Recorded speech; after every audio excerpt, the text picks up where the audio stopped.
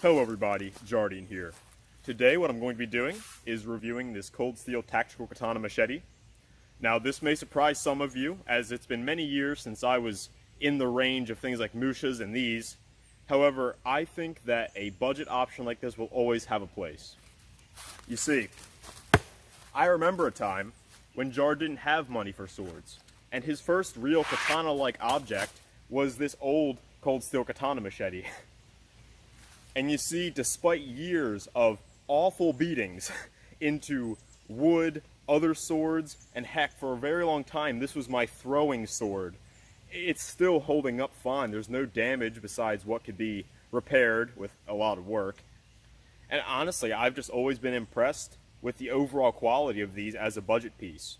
So, when it came to me needing a kind of niche item which could function as my outdoor beater katana, the natural choice seemed to be this updated Cold Steel Katana Machete.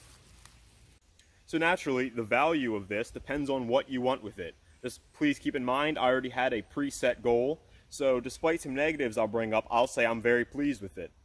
I'm going to be reviewing it as both a katana and a machete, due to the nature of the object, and hopefully my tests kind of give you a good idea of if this would be right for you. So before I get to the testing, let's go over some of the basics. Now, this is overall 36 inches.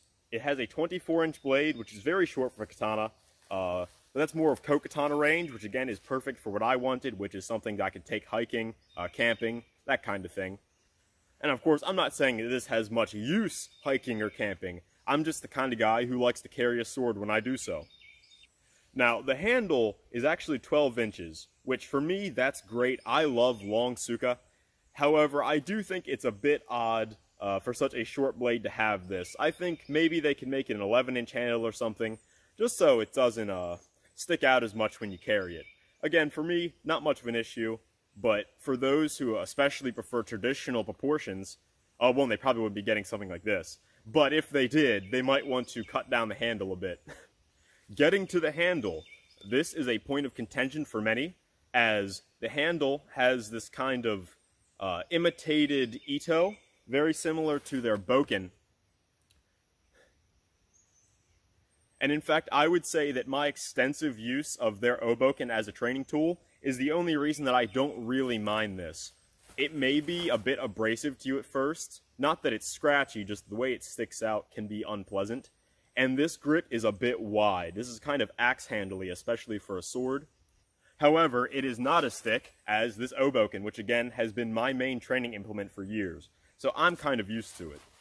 In the future, I may try to sand this down and just see how it feels without all the ridges and nubs, and I think that may be an interesting thing for a future video if I do it. And finally, the neatest thing about the machete is that it has a tsuba, a guard. I really like it. It's a simple, minimalist thing. They didn't make it too big. After all, you're probably not going to be entering sword-based combat with this. But it's nice enough that it still feels like a katana. You have your cool ring tsuba there. I just think that's a nice touch, especially over this older one, which, despite it being called a katana machete, this really had nothing to do with katanas. And finally, before I get to the cutting, I want to talk about the sheath that comes with it, which is really one of my only downsides. Now, a neat thing I'll say about having a 24-inch blade is that is the perfect length for me to draw from the back without having to do any shenanigans. So, at the very least, if I have to use this, at least it functions. Now, taking a look, I hope you can see, this is absolutely ridiculous. When I got this, I was just laughing. This is like 5 inches across, 5 or 6, and the sword blade is not nearly that wide. They made it the width of the tsuba. I guess they just didn't want to have to taper the sheath or anything, but if you look at the sheath for the old katana machete, look how much slimmer that is. Much nicer. I didn't appreciate it at the time, but now seeing this absolute slab, I appreciate that a lot more. Now, when it comes to sheaths like this, it's hard for me to consider it a negative, per se, because I'm always of the opinion that, hey, this is a budget item, the sheath is really just an addition. And in my case, again, I actually bought this planning for it to be my kind of outdoor katana, so I plan to try to make a saya for this out of some cheap wood. Again, if I do that, I'll try to make a video, and that should be really neat. I think that this, with a very light saya over it, would actually be a very cool piece to carry. But for those who don't plan to do all that work, this is a functional sheath for it. I went on a little trip through the woods, down to the stream and all, carrying this, and you know, it doesn't fling around, it holds the sword securely. It's just very oversized, kind of unpleasant to look at, and I'm just not a fan aesthetically. But again, for those who just want a sword and they want to carry it through the woods and whack stuff, this is pretty great. The price point, it goes between like $40 and $50. I got this for $40 on Knife Center. The shipping was bad, but I bought a bunch of other stuff, so it kind of canceled out. And when you consider getting something like this, which is an extremely solid, sharpenable beater that comes with the sheath, it's really hard to see the sheath as a negative, even if I don't like it. Alright, finally, enough talking for now. Let's get to the initial cutting. So I'm going to start off with some bottle cutting. As you know, that's how I test most of my normal swords. And keep in mind that this was done after extensive sharpening of the blade. I was going at this thing with a whetstone for a very long time. At first, because it had an edge, I'd started with 1000 grit. But after a lot of work and realizing that I really needed to take the edge back further, I got out the 400 grit stone and went at it. So, the bottle cutting will be done after sharpening. That is not the factory edge. The factory edge came serviceable for a machete, but if you're going to do cutting, you would need to do sharpening like I did.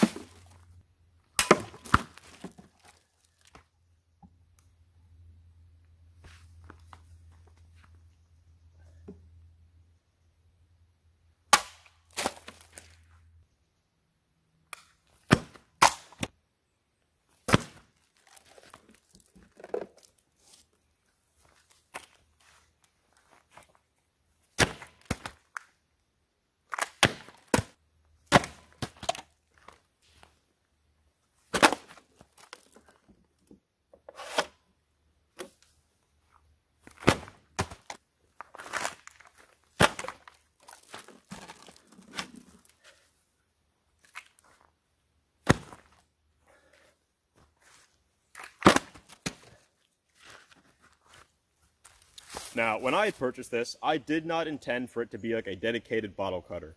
Again, I'm at the point where I have a lot of nice mid-range swords that do the task perfectly, and they're more realistic for me training swordsmanship. However, something like this, I thought, well, if you know it's a very thin and wide blade, that kind of thing usually lends itself well to fine cutting, if you can get an edge on it. So, again, I went at it for a very long time with the stones, ended up stropping it, and I got it paper cutting sharp after a lot of work. However, I could not get it quite shaving. That may be the 1055 steel. Again, milder steels tend not to take a very nice edge. But generally, the bottle cutting didn't go amazing. Now, I will say many of the cuts were my fault. I'm not used to such a short blade, and I needed to be about a half step closer to hit with the proper point on the blade. You can see that I corrected that about halfway through and the cuts went a lot better. But yes, for bottles, if you wanted this to get into backyard cutting at a budget, I say it's a fine choice. You aren't really going to be doing the cleanest cuts, and you're going to have to be sharpening very often due to the edge retention. And for this price, you may want to save up a little more and just get a Musha. That way you have a more normal katana that'll lend itself a bit better to training over the years. But again, this has the advantage of also doubling as a machete that you can beat around and abuse as long as you take the time to sharpen it afterwards. Overall, I would not say bottles are the best use of this blade. I also have footage of me cutting 2 pool noodles with this. Now, this was done before the sharpening I did for the bottles, and it'll give you a good idea of how to cut out of the box against some very thin pool noodles. Now, unfortunately, I only had 2, as despite going to like 5 stores, there's apparently a pool noodle shortage, but I made do with what I had.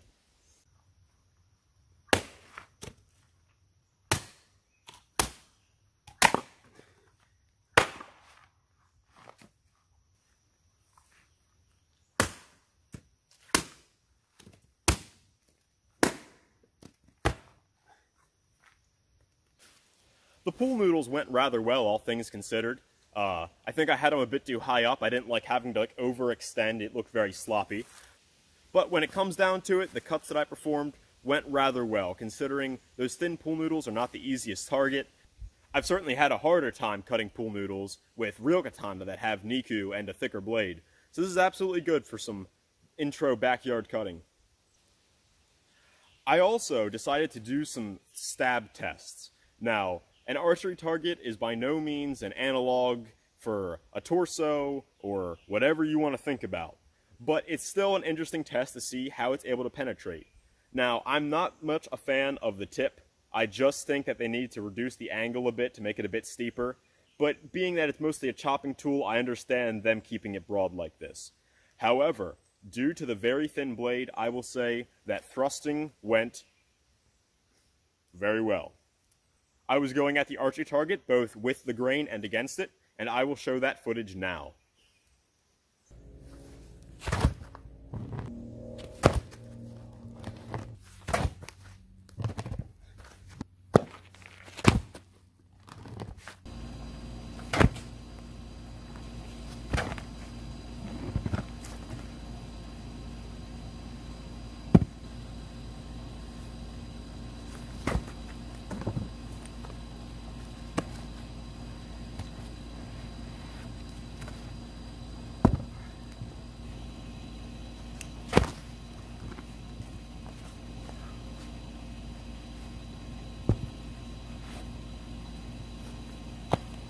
I was very impressed with the performance stabbing into the archery target.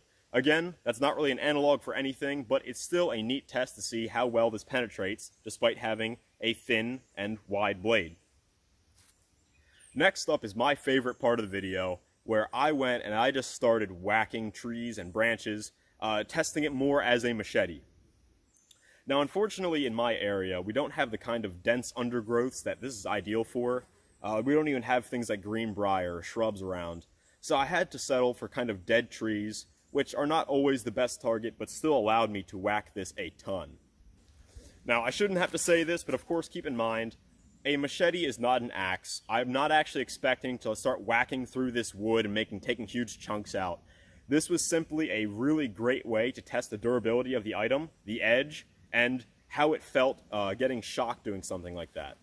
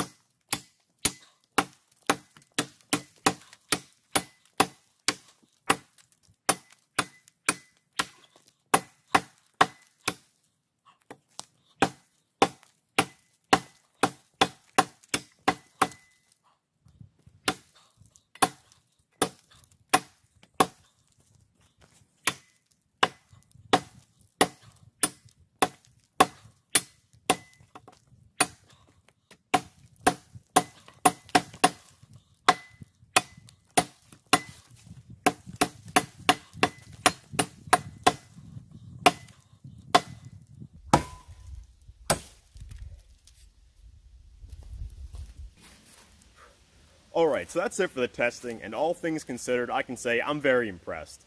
Now this is what I had expected, again, due to years of experience with this old katana machete.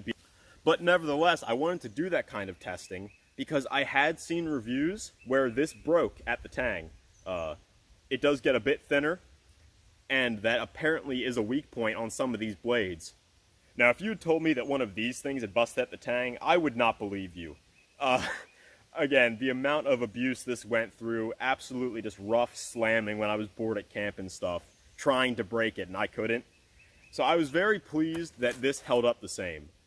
I hope that it came through in that video, but I was not swinging lightly. Now, I wasn't full barbarian rage just hammering it, but I was swinging with a decent amount of force. And sure, the chopping wasn't great. Again, it's a machete, but I was very pleased with the durability.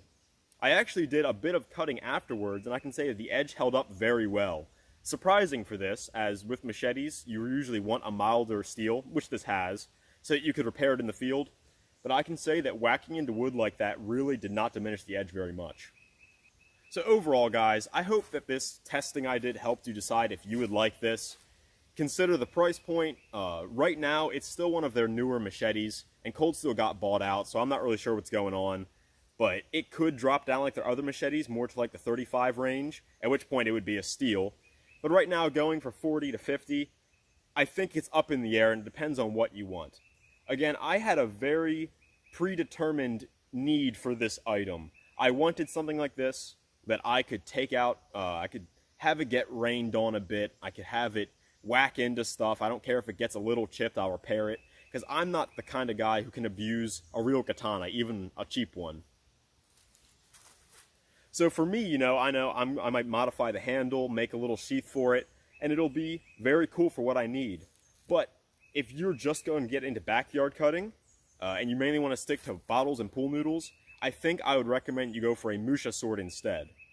On the other hand, if you need something like a machete, or you want a sword-like object just to whack weeds and brush and things like that, this is obviously the way to go. As I said, I'm not the type who could ever take even a Musha katana and start whacking branches like that. I would just feel bad. Something like this, cheap and nasty, as me and my friends say.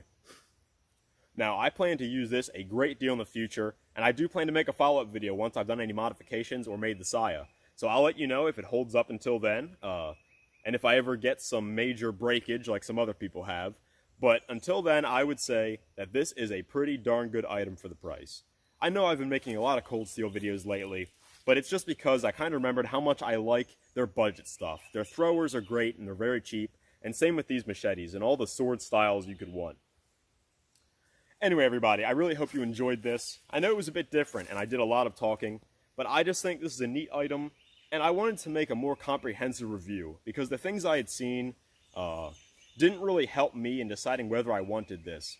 It seemed like most of the people reviewing it just weren't sword people. You know, not that I'm an expert, but at least you can trust that I know how a katana handles and how it cuts and how this compares to that. Again, hope you guys enjoyed. I will see you next time.